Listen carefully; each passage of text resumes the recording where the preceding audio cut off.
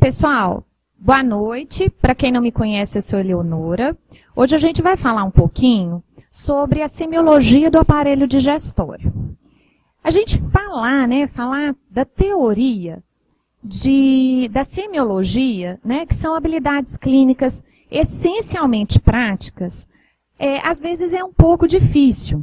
Mas, ao mesmo tempo, vocês que estão vivendo a prática no ambulatório, sem ter um pouco de instrumento de como examinar, seja o sistema respiratório, digestório, cardiovascular, também é difícil. Então, o objetivo dessas aulas é que vocês tenham o mínimo de instrumentos para que, junto com o professor, com o monitor, vocês consigam examinar com mais confiança esses vários sistemas que vocês estão tendo essas aulas. Então, hoje a gente vai falar do sistema digestório, mas mais especificamente do exame do abdômen. Né? Claro, o sistema digestório ele começa na boca, vai até o ânus, mas hoje a gente vai se ater ao exame do abdômen. Bom, na prática que vocês tiveram até agora, eu acho que praticamente todos vocês devem ter visto algum paciente que tinha como queixa principal ou na anamnese especial alguma queixa relacionada ao sistema digestório. Então, ela é uma etapa muito importante do exame clínico, seja porque as queixas são muito frequentes em pediatria.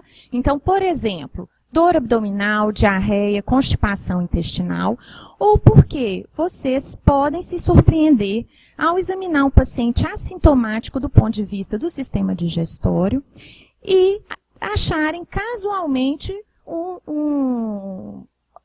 por exemplo, uma hepatosplenomegalia, né?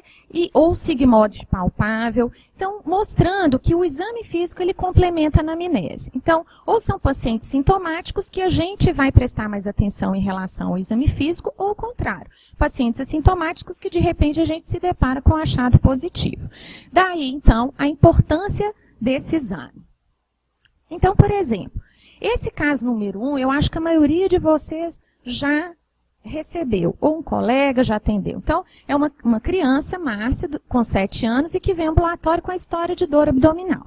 Então, seja essa uma queixa que apareceu na HMA, seja uma queixa que apareceu na anamnese especial. É extremamente frequente. É menos frequente, mas vocês vão se deparar, quando passarem pelo hospital, pelo pronto atendimento, a queixa de uma outra criança, Carlos, um lactente de 2 meses, que é trazido com a história de icterícia e distensão abdominal. Então, são queixas ligadas ao sistema digestório e que a gente vai ter que explorar durante o nosso atendimento. Bom, então, o que a gente vai falar um pouquinho hoje? A gente vai falar mais especificamente do exame do abdômen. Então, o que a gente quer é trazer para vocês alguns instrumentos para fazer o roteiro do exame do abdômen. Lembrando que o digestório vai muito além disso, passando pela boca, região anal, mas hoje a gente vai se ater ao exame do abdômen. E assim como os outros sistemas, a gente tem uma série de etapas a cumprir, a seguir. Né? Então, assim como é o sistema respiratório, cardiovascular, a gente parte da inspeção, depois vamos para a ausculta, percussão, palpação superficial e profunda, e no caso do abdômen, o exame, né, procurando palpação de fígado e baço. Bom, a gente vai falar de exame físico, mas não tem como eu falar de exame físico sem passar pela anamnese. Então, aqui, é importante a gente lembrar que a gente precisa detalhar, né, de forma organizada qualquer queixa que aparece para a gente. Né? Então, por exemplo, se a queixa é dor, eu preciso detalhar a localização, irradiação, sinais e sintomas associados, fatores de piora e melhora, medicamentos já utilizados, tratamentos já utilizados, investigações já realizadas. Então, eu preciso detalhar essa queixa. E se eu falo de sinais e sintomas associados, muitas vezes, outros sinais e sintomas que eu buscaria na anamnese especial, eu vou detalhar aqui na HMA. Então, por exemplo, a distensão abdominal, o hábito intestinal com o aspecto das fezes, né? Não só perguntar a frequência e o hábito evacuatório, mas também o aspecto das fezes, né? Fezes pastosas, ressecadas, tem esforço, tem sangramento, a presença de vômitos, a presença de sangue, seja ela na forma de hematoquesia, que é sangue vivo nas fezes, na forma de melena, que é aquele sangue digerido, né, na forma que aparece como borra de café, com um odor bem característico, bem importante, ou hematêmese, que é vômito com sangue. Vamos investigar a presença de icterícia e tipo a mudança de alimentação, porque a alimentação ela tem relação direta com esse sistema que a gente está estudando. Se a gente pensar que para eu chegar no diagnóstico é como montar um quebra-cabeças. E a gente parte com várias pistas diagnósticas a partir da anamnese, que durante o exame físico eu posso comprovar ou não. Então é sempre pensar que a gente vai levar o raciocínio para fazer uma hipótese ou outra hipótese diagnóstica, confrontando essas possibilidades, montando mesmo um quebra-cabeça. Quanto mais peças eu tiver, quanto mais pistas eu tiver, mais chance eu tenho de fazer esse diagnóstico. Bom, mas partindo para o exame físico propriamente dito, é importante a gente lembrar de algumas particularidades que a gente tem que ter em relação ao exame físico da criança e do adolescente. Então, é claro, né, que a gente tem que ter mais paciência, mais delicadeza no trato com uma criança, com o adolescente, mas isso também acontece se vocês estão lidando com um paciente adulto, com um paciente idoso. E lembrar que apesar da gente ter que ter esse cuidado, a gente precisa também ter uma certa agilidade, a gente não pode cansar demais os nossos meninos, né? Então chega uma hora que eles ficam exaustos, né? Então a gente tem que ter uma certa agilidade. A presença da mãe, do pai ou do responsável, muitas vezes acalma a criança, traz conforto e a gente consegue examinar melhor. Então, às vezes, a presença da mãe ou do responsável próximo à mesa de exame, isso facilita muito. Lembrar que, às vezes, a gente não tem aquela ordem fixa, que às vezes a gente pode usar com o adulto, com uma criança maior ou com um adolescente. Às vezes uma criança maior eu preciso começar a examinar no colo da mãe. E depois a gente vai ganhando a confiança e com isso a gente consegue um exame melhor, às vezes na mesa de exame. Lembrar que choro e as cócegas, né, que é muito comum as crianças terem durante o exame, a palpação abdominal, elas vão levar a uma contração da parede abdominal. Então isso vai dificultar para a gente. Então, o ideal é que se a gente conseguisse, por exemplo, palpar a criança dormindo, porque aí a parede abdominal está relaxada e com isso facilitaria muito para a gente, mas isso nem sempre a gente consegue. Lembrar de aquecer as mãos, especialmente agora que a gente está entrando na época do frio, né? A palpação nem sempre é muito agradável. Então, é importante que a gente tente fazer de forma mais confortável possível para o paciente. E lembrar de preservar a privacidade, especialmente para os adolescentes. Mas isso vale para qualquer paciente. Então, lembrando um pouquinho, gente, quando a gente fala do exame do abdômen, a gente tem que lembrar um pouquinho de topografia. Se a gente dividir o abdômen a partir de uma linha mediana e uma linha perpendicular, passando pela cicatriz umbilical, a gente divide em 4 quadrantes. Né, os quadrantes superiores direito e esquerdo, os inferiores direito e esquerdo. Isso facilita quando a gente vai descrever a presença de alguma lesão, de alguma cicatriz, para a gente localizar isso, né, na região abdominal. E a gente tem outras linhas que também a gente usa frequentemente, são linhas paralelas que se cruzam, formando um jogo da velha na parede abdominal. Então, a gente tem as linhas na linha hemiclavicular e 2 outras linhas que passam pelo rebordo costal e a outra pela crista ilíaca, formando 9 regiões. Então, a região epigástrica, a região periumbilical e a região hipogástrica. E lateralmente, o hipocôndrio direito e esquerdo, o flanco direito e esquerdo e a fossa ilíaca direita e esquerda. E aí, é importante a gente lembrar que cada uma dessas regiões, quais são os órgãos que estão mais relacionados. Né? Então, por exemplo, lembrar da localização do fígado, do baço, estômago, intestino grosso e delgado e bexiga. Bom, então o nosso roteiro para exame do abdômen passa pela inspeção, ausculta, percussão e a palpação. Então, começando pela inspeção, lembrar, né, gente, o paciente adulto sadio, o abdômen ele está ao nível do tórax. Mas na criança, pela uma certa hipotonia que existe da musculatura abdominal e um conteúdo maior das vísceras em relação relativamente ao adulto, as crianças têm um abdômen mais globoso, sem necessariamente ser um sinal patológico. Por outro lado, existem algumas conformações que elas são sim, né, que são sim sinais que a gente deve considerar no exame. Então, são conformações, né, o abdômen globoso, batraco, escavado ou assimétrico. O abdômen globoso, então, é aquele em que a gente vê que é um crescimento uniforme do abdômen, com o aumento do diâmetro anteroposterior. Pode ser uma série de causas. Por exemplo, excesso de ar, líquido ou fezes dentro das alças, uma hipotonia ou atonia da musculatura abdominal, ar ou líquido na cavidade abdominal. E aí uma série de afecções, por exemplo, obesidade, ascite, peritonite, hepatosplenomegalia e por aí vai. Bom, o abdômen batráqueo, ele é aquele que ocorre um aumento exagerado nos flancos. O quadro clássico para o abdômen batráqueo é o que a gente chama de síndrome de Prunibelli, em que a gente tem uma agenesia da musculatura abdominal, então com isso uma flacidez importante da parede abdominal, e a pele ela fica enrugada, por isso prune, né? Por isso semelhante a uma ameixa seca. Tá?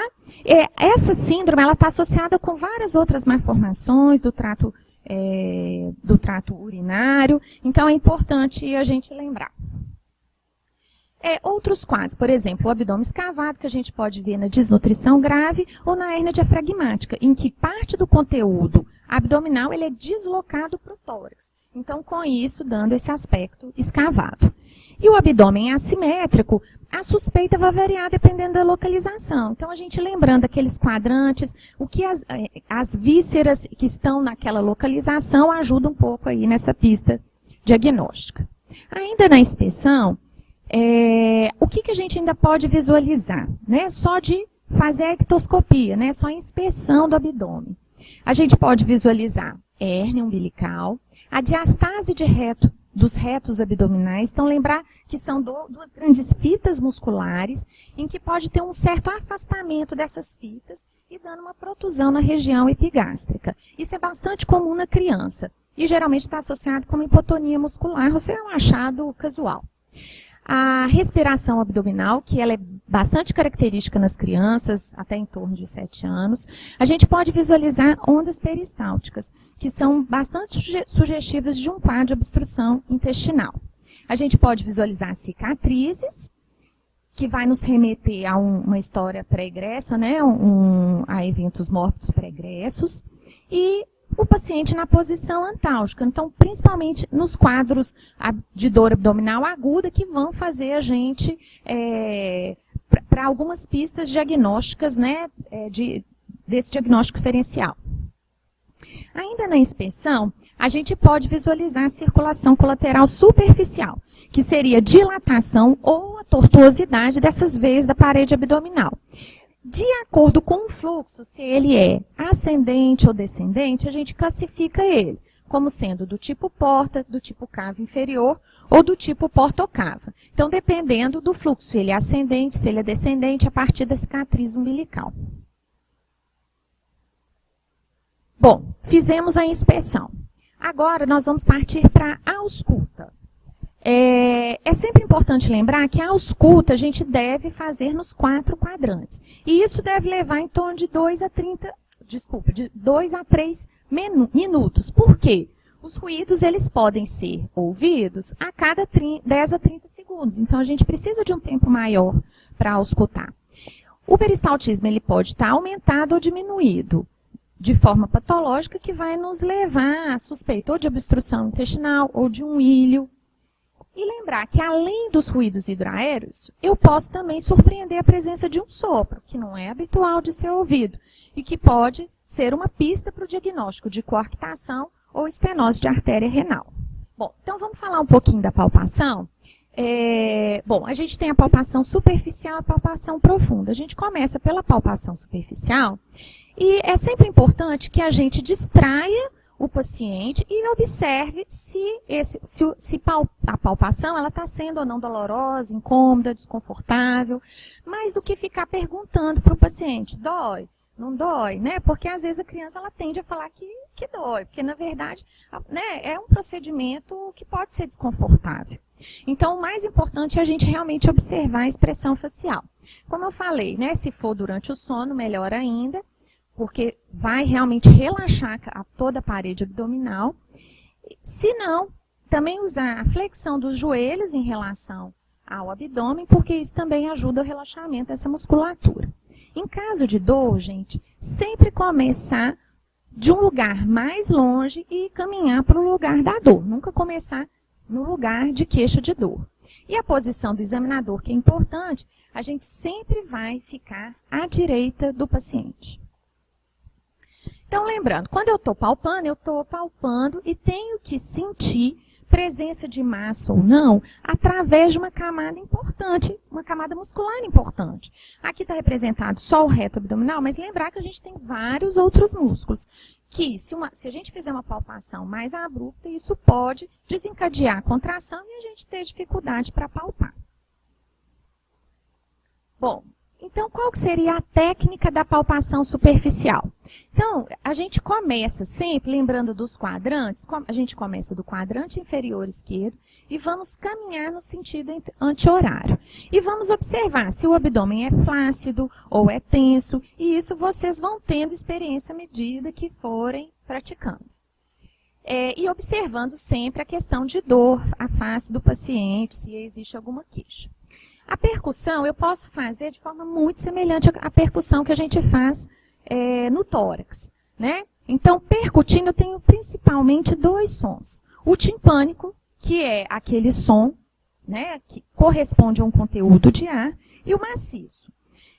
No abdômen, como a maior parte do abdômen, ele é composto por vísceras ocas, que tem ar dentro, a maioria da nossa extensão do abdômen, ele vai ter um som timpânico, exceto sobre as áreas em que a gente tem vísceras maciças, por exemplo, o fígado. Então, a maior parte da percussão, o normal é a gente encontrar a percussão timpânica. Em relação ao espaço de Traub, né, que classicamente, né, na anatomia, ele é definido como a direita, né, o lobo esquerdo do fígado, superiormente pelo diafragma, lateralmente pela linha axilar anterior e inferiormente pelo rebordo costal esquerdo, é a área que corresponde à bolha gástrica. E com isso, classicamente, esse espaço, ele é timpânico à percussão. Se a gente percutir e for maciço, isso é um sinal que sugere um aumento do baço, tá? Mas lembrar que esse é um sinal que não é 100% específico nem sensível. Ainda na percussão, a percussão ajuda a gente também a pensar na semiologia da ascite. Então, normalmente, o abdômen ele tem ar dentro das vísceras ocas, então na percussão ele é timpânico. Mas se a gente tiver líquido na cavidade peritoneal, vai mudar o som da percussão. Então, é claro, né, gente, que um paciente como esse, que tem uma ascite importante, só a inspeção ela já me revela que é ascite. Mas, às vezes, a gente tem um paciente que tem uma ascite pequena, uma ascite moderada, em que que às vezes a gente fica na dúvida, tanto na inspeção quanto na palpação. Então, a percussão pode ajudar. Então, vamos pensar aqui. O paciente está em decúbito dorsal. Normalmente, a parte mais alta do abdômen, ele vai ser timpânico à percussão. E se ele tiver uma ascite leve a moderada, o líquido ele vai tender a acumular nos flancos.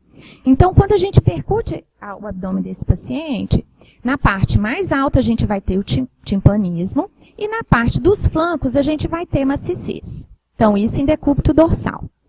Quando o paciente toma o decúbito lateral, o que acontece? Esse líquido ele vem por gravidade para a parte mais baixa. Então, essa parte ela vai ficar maciça. E o flanco, que inicialmente estava maciço, vai ficar timpânico. Então, isso ajuda para a gente a definir a ascite. naquele paciente que a gente tenha dúvida na inspeção ou na palpação.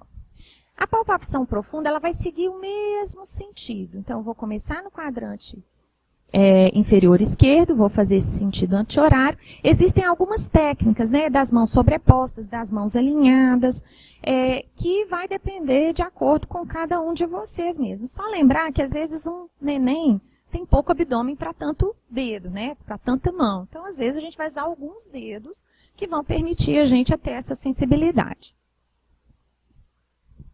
Bom, o que a gente pode achar na palpação profunda? Posso achar uma massa, que pode ser um fecaloma, e isso vai depender muito da localização para levantar as minhas hipóteses. Então, pode ser um fecaloma, pode ser um bolo de Ascaris, pode ser uma invaginação, pode ser um tumor. E lembrar do sinal de Bloomberg, que ele é classicamente descrito como sinal de irritação peritoneal, em que a dor ela é mais importante quando a gente descomprime abruptamente a parede abdominal. Então, a compressão descomprime abruptamente, a dor é principalmente aí. No caso da criança, né, um quadro clássico é o quadro de apendicite. E é claro que no adulto vai ter várias outras hipóteses de acordo com a localização desse sinal. Vamos lembrar também, gente, que a criança tem algumas particularidades que às vezes a gente pode palpar alguns órgãos sem que isso seja necessariamente um sinal patológico. Então, por exemplo, é muito comum da gente palpar a borda inferior do fígado, que dependendo dessas características, é absolutamente normal, diferente do adulto. A gente pode palpar no paciente bem magrinho a aorta abdominal, pode palpar o cólon sigmoide, uma bexiga cheia ou o polo inferior do rim. Então, tudo isso às vezes é comum da gente palpar sem necessariamente ser anormal. Bom, então a gente está falando do fígado, a palpação do fígado a gente tem que ter alguns cuidados. É claro que quando a gente está fazendo a palpação profunda, naquele sentido, com aquela técnica, quando a gente vai palpar, vai tentar palpar, né, fígado e baço, a gente tem que ter alguns cuidados. Então, lembrar que o fígado da criança é relativamente maior do que o adulto, por isso que é mais frequentemente palpável, em condições normais. São duas técnicas classicamente descritas, né, gente, em que a gente sempre lembrar o paciente, o médico, o examinador, fica à direita do paciente. Então, a mão esquerda, ela vai ficar na região lombar, fazendo a pressão para cima. A mão direita do examinador, ela vai procurar a borda hepática, sempre de baixo, né, aqui a cabeça do paciente, se a gente pensar, sempre de baixo para cima, em direção ao rebordo costal direito. Eu não posso começar a palpar muito perto do rebordo, porque se o fígado estiver mais rebaixado do que isso, eu perdi a borda. Então, a gente começa palpando mais de baixo, no sentido, em direção ao rebordo costal. Dentro dessa técnica, a gente pode pedir o paciente para fazer uma inspiração profunda, se for um paciente maior, porque com a inspiração, o fígado tende a ser deslocado inferiormente, tende a ser rebaixado pela hiperinsuflação pulmonar, e com isso a gente palpar mais facilmente. A outra técnica, que é a técnica em garra, a gente usa muito pouco na pediatria, mas eu acho que vocês vão ver aí, né, no exame dos adultos. Quando a gente palpa o fígado, é importante a gente lembrar que a gente vai medir a borda do fígado em relação ao rebordo costal direito. Então, se eu palpei o fígado na linha hemiclavicular ou na minha linha mamilar, que na criança elas correspondem, eu vou medir ali. Né? São 2 centímetros do rebordo costal direito, é 1 centímetro, são 10 centímetros do rebordo costal direito. Tá? Então, isso é importante para eu poder ter uma ideia, né, do quanto que esse fígado está aumentado. Mas, além de medir, eu preciso também determinar as características. Porque, por exemplo, um fígado que é normal na criança, a gente palpar 1 a 2 centímetros, para eu falar que ele é normal, ele tem que ser elástico, né, que a gente fala que é fibra elástica, a borda fina, macio. Porque se eu palpar, mesmo que seja 1 centímetro, um fígado que é endurecido, que a borda é serrilhada, isso está, independente do tamanho, não está adequado, não está normal. Tá? Então, tanto eu vou medir, como eu vou determinar as características da palpação do fígado. Lembrando que, às vezes, eu posso palpar o lobo esquerdo, que aí eu vou ter que fazer essa palpação na linha mediana, na região epigástrica, e é uma região talvez um pouco mais difícil de palpar, lembrando dos retos abdominais.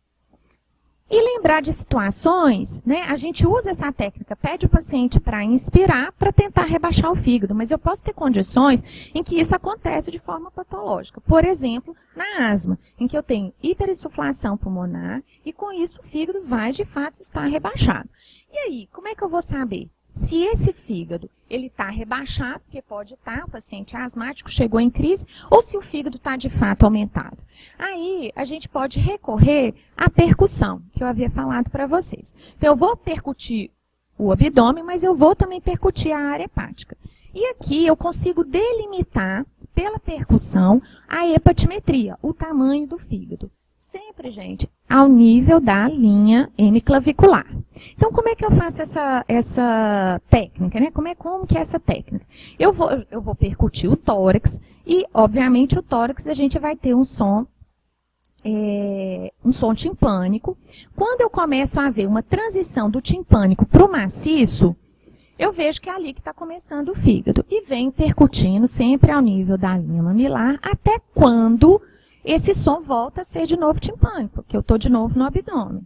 Ou se eu palpei esse fígado, até onde eu palpei o fígado. Então, eu vou medir com fita métrica essa distância, onde eu comecei a ver, onde passou do timpânico para o maciço e onde voltou do maciço para o timpânico, onde eu estou palpando a minha borda hepática. Meço isso aqui e é claro que esses valores vão variar de acordo com a faixa etária. Desde 6 centímetros, que é o normal no recém-nascido e lactente até 1 ano, até os 12 centímetros do adolescente, que é o normal nos adultos. Tá? Então, variando dessa forma. Então, aqui eu consigo ver, se o fígado está só rebaixado, a hepatimetria vai estar normal, mas ele pode ser palpável a 4 centímetros do rebordo costal, desde que ele seja de consistência normal, borda fina, fibroelástico. Então, a gente tem que considerar tamanho e também as características do fígado à palpação. Bom, o que pode levar à hepatomegalia? São muitas as causas, milhares de causas que podem levar. Então, a gente pode resumir nas causas de cirrose e fibrose, que na criança aqui são muitas. Doenças de acúmulo, como esteatose, Gaucher ou na congestão venosa, né, gente? Então, uma paciente com ICC, com insuficiência cardíaca, ele pode ter uma hepatomegalia, que geralmente vai ser dolorosa, com borda romba. Bom, falando ainda, então, em relação à palpação, aí nós vamos procurar se o baço é palpável ou não. Então, a técnica é a mesma. Então, quando eu estou procurando o fígado, eu venho palpando de baixo para cima, em direção ao rebordo, e aqui eu vou fazer da mesma forma. O baço, né, na criança, ele pode ser palpável, até 1 a 2 centímetros na criança pequena. E às vezes a gente fica na dúvida, né, se é baço, se é uma ponta de baço, ou às vezes pode ser uma costela flutuante. Então a gente pode lançar a mão da manobra de Schuster, que é colocar a criança em decúbito lateral direito, com as pernas fletidas, o braço por cima da cabeça, porque a gente relaxa essa musculatura lateral. E com isso a gente consegue palpar mais facilmente. A classificação de Boyd, gente, que usa muito em adulto, em criança a gente não usa tanto. A gente mede mesmo o tamanho do baço de acordo com quando ele está crescendo. Porque é frequente a gente ver, classicamente, o baço ele vai crescer nesse sentido. Por isso que tem a classificação de Boyd. Só que às vezes a gente vê algumas crianças que crescem o baço preferencialmente no sentido medial ou no sentido vertical. Então a gente mede o maior diâmetro que está sendo palpado. Bom, vamos voltar ao nosso caso número 1, lá do início da aula. Então a Márcia, ela tem 7 anos e ela vem ao ambulatório com a história de dor abdominal. Na HMA, então, a gente vai ter que detalhar essa dor. Localização, frequência, periodicidade, intensidade, fatores de melhora e de piora, medicamentos, investigação, irradiação, localização, sinais e sintomas associados, a gente vai detalhar todo o sistema digestório aqui na HMA. Na anamnese especial, é uma anamnese completa e que se eu esqueci de perguntar alguma coisa lá na HMA do digestório, eu vou completar aqui. Na história pregressa, então é importante a gente, principalmente, né, lembrar de antecedentes mórbidos e na familiar de casos semelhantes na família, tá? E o exame físico. Então, vamos ver a Márcia, depois que vocês fizeram a anamnese, vocês viram que é uma dor, a mãe informou que é uma dor crônica há mais de um ano, que tem uma frequência de mais ou menos 2 vezes na semana, a intensidade é fraca, não atrapalha as atividades dela, não interrompe o sono. A localização é periumbilical, sem radiação. A mãe não associa com alimentos. A mãe, por vezes, usa algum analgésico comum, tipo dipirona, paracetamol, com uma melhora parcial. Ela já fez tratamento com antiparasitário e não houve melhora. A única coisa que ela associa é que a criança é constipada e às vezes a dor melhora após evacuação. Aí vocês foram detalhar esse hábito intestinal e viram que ela realmente é constipada, ela tem uma frequência evacuatória em torno de 2 vezes por semana, as fezes são calibrosas, ressecadas, e a mãe faz essa associação. Às vezes, quando ela evacua, a dor abdominal melhora. Na anamnese especial, levantando a questão de peso, ganho de peso, apetite, tudo isso está tranquilo, não teve mais nenhum dado positivo. Na história pregressa, a gravidez, o período neonatal, ela nunca teve nenhuma doença mais grave, só teve catapora, nunca foi internada, nunca foi submetida a cirurgia, a vacinação está em dia. Na história familiar, a gente tem só uma história de uma irmã que também é constipada, mas que não reclama das dores, não reclama de dor abdominal como a Márcia. No exame físico, esqueci de falar da alimentação, né, que é importante, é a típica criança com 7 anos, né, então que gosta de fast food, adora sanduíche, biscoito recheado e não gosta de verduras e frutas, tá? No exame físico, então, o que vocês viram? Vocês pesaram, mediram, ela tá ótima lá dentro entre o score Z -2 e -2, tá corada, estado geral muito bom, ausculta respiratória, cardíaca, ok. E aí, quando vocês estão doidos para chegar na palpação abdominal, quando chega na palpação abdominal, o que vocês reparam? Então, tem um fígado que está palpável a 1 centímetro do rebordo costal direito, com borda fina, consistência fibroelástica. E vocês palpam também uma massa na fossa ilíaca esquerda, mais endurecida, parecendo um fecaloma, tá? Então, gente, para vocês verem que quando a gente começou lá a história dessa criança, a gente está juntando peças do quebra-cabeça. A queixa chega a dor. E à medida que a gente está colhendo a história, a gente começa a fazer uma série de possibilidades diagnósticas na cabeça. Às vezes chega a dor, a gente fica preocupada, será que é um tumor? Às vezes essa é uma preocupação da mãe. Uma queixa aguda que vai remeter a uma série de outras hipóteses. Então a gente, enquanto está conversando e colhendo essas informações, a gente está fazendo esse raciocínio, né? Colhendo essas peças para poder tentar montar. O exame físico, muitas vezes, ele vem juntar mais peças, que vão comprovar ou não uma história ou outra. Então, na história clínica, na anamnese, a gente já começa a associar que a constipação pode ser a causa da dor. E é uma das causas mais frequentes de dor abdominal. Se a gente fizer uma anamnese especial, a gente vai ver que constipação intestinal é extremamente comum nas nossas crianças, né? E muitas vezes ela é subestimada porque às vezes a mãe acha que é normal ser assim mesmo, porque ela também é. Então, se a gente colhe uma história bem detalhada, muitas vezes o exame físico ele vai só ajudar a comprovar isso aí, sem a gente precisar de exame complementar. Tá? Agora, gente, é claro, nós estamos falando aqui de uma dor abdominal crônica, mas se fosse uma dor abdominal aguda, tipo assim, o menino chegou hoje, a dor começou essa madrugada, e foi tão importante que motivou a consulta no mesmo dia, no dia seguinte. Então, claro que vai mudar toda a forma que a gente está pensando. Então, nós vamos fazer da mesma forma, investigar localização, sintomas associados, mas muda o que a gente pode pensar. Então, a gente pensaria mais em relação a uma dor abdominal aguda, que a primeira coisa que passa na cabeça da gente, dependendo, né, se for uma criança maior, igual 7 anos, seria apendicite. Então, muda todo o meu raciocínio diagnóstico. E aí, é o primeiro dever de casa que eu vou deixar para vocês. As meninas sabem que eu adoro dar dever de casa. A primeira coisa que eu queria que vocês olhassem é como que vocês imaginam que seria o exame físico do abdômen de uma criança com apendicite. Seria muito diferente do nosso caso da Márcia. Tá? Então, eu gostaria que, em casa, vocês chegassem e, né, a partir daqui, já pensassem e fossem ver isso em casa. Tá? Então, sempre pensar que a gente está montando um quebra-cabeça. Mas é para casa, porque agora tem o caso 2. Chegou outro paciente. Então, é o Carlos, aquele lactente, com 2 meses, que é trazido ao ambulatório com uma história de icterícia e distensão abdominal. Aí, vamos partir para a HMA. Na HMA, a mãe conta que ele começou a ficar ictérico com mais ou menos 2 semanas de vida e que desde então ele continuou amarelo. Junto com isso, ela começou a ver que a barriga dele estava crescendo, mas que ele estava bem, ganhando peso, ele não vomita.